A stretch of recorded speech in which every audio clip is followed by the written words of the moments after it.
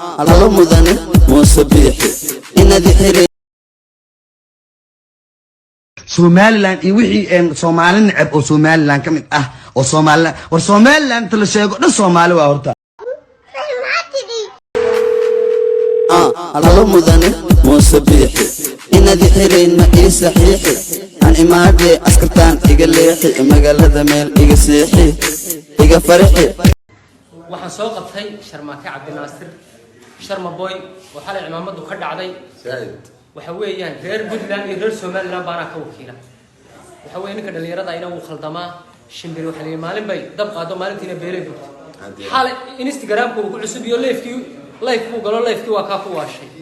waxaan leeyahay Soomaali Maxamed iyo reer Somaliland gobolkii ragga Hargeysa Garowe meeshuu gobtu degi jirtay iyo Puntland cimaamada Sharmaake Cabdi Naasir hala soo tuuro hala lagu tuuro cimaamada ma dhicin ma xukuumadda iyo xasuulka xataa bay gadhaceen waxa wax iimaan dharkii oo dhan cimaamada kaliya oo khaldamay Sharmaake dhacday oo nin maalin xaarku istaagan noqday cimaamada ku soo cimaamada xataa haafiisu cesho wixii iga wada dhacday taas mid soo noqonayso ma ekee haafiisu cesho Soomaali Maxamed waa arkaysan qofku uu khaldamaa laakiin si qofka ka garaaba waxa weey gobtu way ka galowda khaladkay geysatay ninka dhalinyarada ah ee 20 jirka uu khaldamay khaladkii uu galay isla xalay isla maanta waa ka jawaabaya raaligelinta ka bixiyay inaad ku qaadan doontaan oo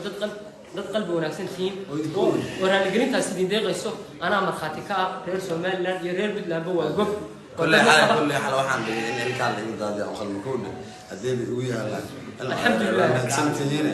ilma adeer ma dambe ma dhacaysa intuu ilaahay gaado insha Allah kan waa bash babari